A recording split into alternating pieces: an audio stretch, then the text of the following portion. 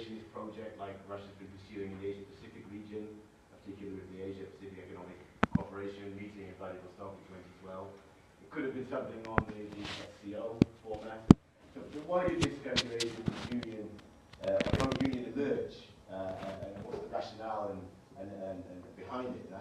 And I argue in this paper briefly that it represents a kind of I would say almost a dialectic strategy by the Russian leadership, by Putin, trying to fuse together competing ideas on Russia. And we're really looking at kind of domestic debates. And the idea of the Eurasian Union, there are other reasons, of course, but in the domestic sphere, the idea of the Eurasian Union is partly an identity project for Russia in the 21st century. So I'm looking at the kind of two streams of thought that I think Putin draws on, and these represent kind of different elite groups, different elite coalitions in Russia. And one I think represents kind of a modernist agenda, one that's based on sort of neoliberal norms and rules, and it actually sort of uses the EU, European Union, as its integration model. And then a second trajectory, second vector that draws more on what the first presentation was talking about, kind of a renaissance of civilizational ideas, Eurasian ideas, the kind of Eurasia as a space of shared values, shared culture, shared beliefs, shared language, in many things, traditional ideas, which seem different from the kind of neoliberal modernist strategy. But I argue that this Eurasian Union project trying to fuse these together. And then finally, in the second half of the presentation, I'll just quickly say that when you have a sort of dialectic resolution of something, you nearly create a new pole around with new contradictions and tensions that are emerging. And I'll just sort of highlight some of those. So first of all, I think the first thing to remember is that when sort of Putin pitched this idea, it was in the run-up to his election in 2011, November. It was very much for a domestic audience. It wasn't really pitched necessarily as a sort of to a foreign audience. It was written in the Russian newspaper in Russian, translated of course. But it was really sort of pitched as an election project, one of probably the defining projects of Putin's return to the presidency. I think it's worth remembering that. Sort of who is he pitching this project at? And he sort of argued in a very sort of grand strategy that this Eurasian Union would build upon an existing customs union, which was formed in 2010 between Russia, Kazakhstan, and Belarus, and it would sort of build on this and become a much bigger and more ambitious project. And this Eurasian Union idea, it took the integration a significant stage further. And Putin himself, in his announcement, he said he was going to create a new epoch of relations in post-Soviet space. This is a map, of course, to give you an idea. I think Ukraine is probably not a potential member at the moment. Its current is made of Russia, Belarus, and Kazakhstan. Kyrgyzstan is joining this month at the moment. It was decreed Armenia joined. So it's expanding as we speak. Here are the pictures of there's the three founding members linking arms. There's the lineup of the latest leadership. The 5 members of 2015. So I think a significant element of this project is outlined in the opening statements of what this Eurasian Union was. It was really based on a kind of a European integration model and a dematerialization of borders, of kind of getting rid of the borders between these initially these 3 states and now 5. And Putin himself and others involved in the project, Putin talked enthusiastically about we are adapting the experience of the Schengen Agreement, the benefits to Europeans as everyone who comes to work take a holiday in the EU, that this will apply to the countries of the Eurasian Union. He also emphasized that it was going to be based on WTO norms, these kind of neoliberal tenets of the world economy, that it would be, to quote again, a rule-based body consistent with the WTO and modern international norms. And just last year, the Minister for Trade of the Eurasian Economic Commission, again, this rhetoric absolutely sort of an EU rhetoric of 4 freedoms, freedom of trade in goods, services, movement of capital, movement of labour. So this is certainly an element of it, and one that's been retained in this Eurasian Union project. And there have been significant achievements of this, that there is a carbon customs tariff, there is a customs code, there is a commission, a Eurasian Economic Commission, which has quite broad powers. There's also the highly symbolic removal of customs posts at the border. And Putin himself envisaged this when he said, when he launched the project, that we'll no longer have to quit this 7,000 kilometer long Russian-Kazakh border. So this kind of rhetoric of trade liberalization, lifting of trade barriers, harmonization of tariffs, at the same time as this rhetoric, there's also been a sort of a renewed focus on ideas surrounding Russia as a sort of state civilization, sort of something beyond a national conception of Russia. And ever since the election, at the same time, in 2011, in Putin's speeches, there's been a sort of a parallel to this neoliberal vision.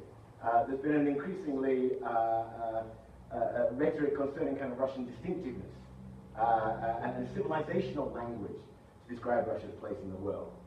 And Putin's used it in a lot of major speeches to talk about Russia possessing unique values which unite peoples both within Russia, within the Russian Federation, and also outside of the Russian Federation. Just give an indication of this in Putin's State of the Nation speech in December 2012.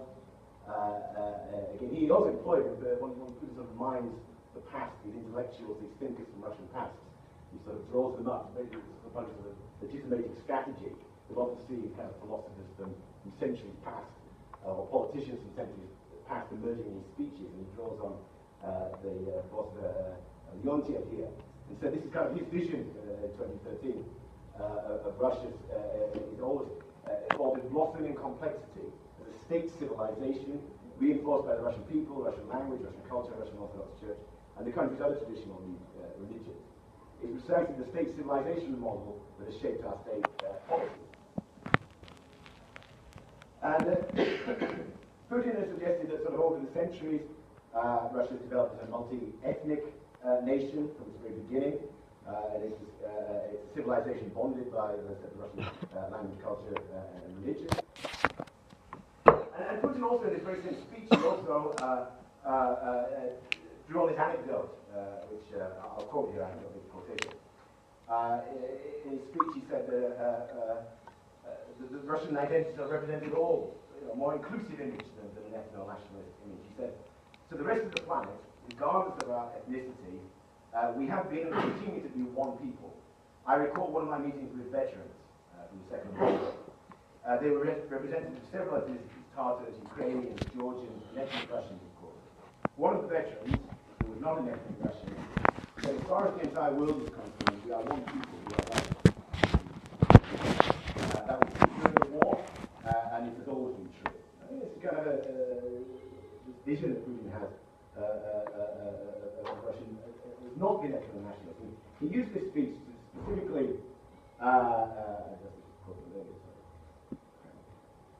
and he used this speech to specifically criticize nationalists, to sort of, to say whatever slogans nationalists and extremists use, they're dragging the country towards social decline and disintegration. And that, his government, in this Eurasian Union project, we propose projects that will unite nations and regions. So this kind of inclusivist rhetoric there. Excuse me. And in this, I'm not going to draw, I haven't got time to draw on this in this paper. I've got 2 minutes around it.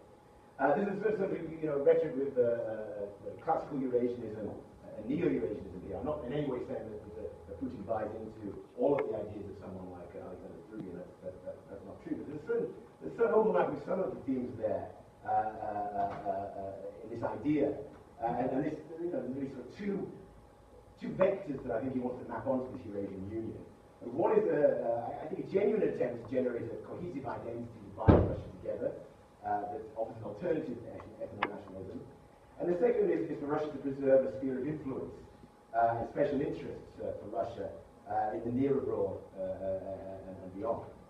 So very quickly, I'll have to skim through this. There's really sort of, setting that up, that sort of, this idea of the resolution of all these tensions.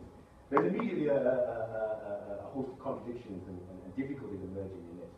The first I would just like to highlight, I think, that sort of the vision of Eurasia that exists in Moscow is a long way from the reality there. I think there's a sort of an idea of the late Soviet Union as representing Eurasia, this kind of a frozen image of Russia's influence.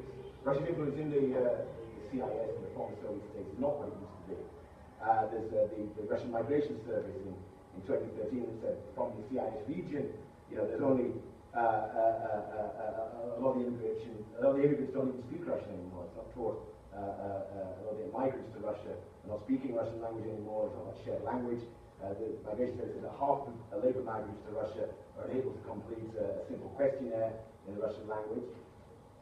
Secondly, again on immigration, is that I think this is a migration issue. That in terms of popular support, this is one thing that is not exactly popular about the Eurasian Union. There's a lot of rhetoric in the Russian media about the challenges of free movement of peoples within the Eurasian Union. This has not been a problem so much with Kazakhstan and Belarus, but with Kyrgyzstan joining, and perhaps other future joining. What will be the sort of media political reaction to this? There's people within the Eurasian, the Russian leading party, the governors in the regions, who come out against these policies and actually need visas. I think secondly, of course, within Putin himself has also been an ethno-nationalist turn. He's undone a lot of this language that he was using earlier. There's kind of extraordinary change of rhetoric with the Ukraine crisis, whereas the Eurasian Union was reshaping borders on a sort of inclusivist, post-national idea. The Ukraine crisis has really put the emphasis back on an ethno-nationalist understanding of communities across borders.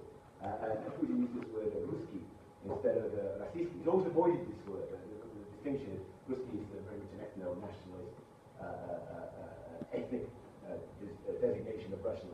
Российский is a lot more inclusive, civic idea. And Putin has avoided this until recently, until last year, and legitimate this. And I think that undermines a lot of what's happening in this project. And I don't have time to read any more quotes. And that, of course, has had a big reaction in countries like Kazakhstan, where in the north of Kazakhstan there's a large Russian minority. And there's no reaction in Kazakhstan against this. The president saying that Nazarbayev saying last year, that our independence is our greatest trait. They won't allow anything to do that. I think I'm going to have to just skip to the conclusion of the final and say with the Western sanctions, there's some restatement of borders as goods came through Kazakhstan and Belarus. Western goods were re-exported to these countries, and the checkpoints re-emerged on the border. Finally, of course, this sort of Chinese alternative has emerged in the region as a different kind of integration project, which again I don't have time to talk on. What I will say in conclusion is what I'm trying to say here is that this kind of the Russia's reconfiguration of its interstate borders in post-Soviet space being rationalized in two distinct vectors. One which places an emphasis on modernization and neoliberal economics. Another on a return to geopolitics, ideas of civilizational spaces, a coherent Eurasian idea with shared values, ideas of political and economic interests. Yet at the same time, that this is a new pole around which you've got reveals new debates and ideas that are challenging this Eurasian vision.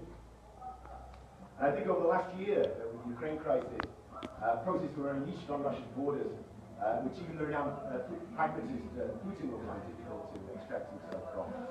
In borrowing from these different ideas, Putin's attempt to unite the country and realize his own Russian idea, and I think been undermined by the multiple and different world views that he's drawing on. And I think, in conclusion, the line is on Russia's Eurasian borders that his Russian idea is most sharply defined. It is also where the contradictions and challenges to it are rendered increasingly apparent. I'll leave it there. Thank you.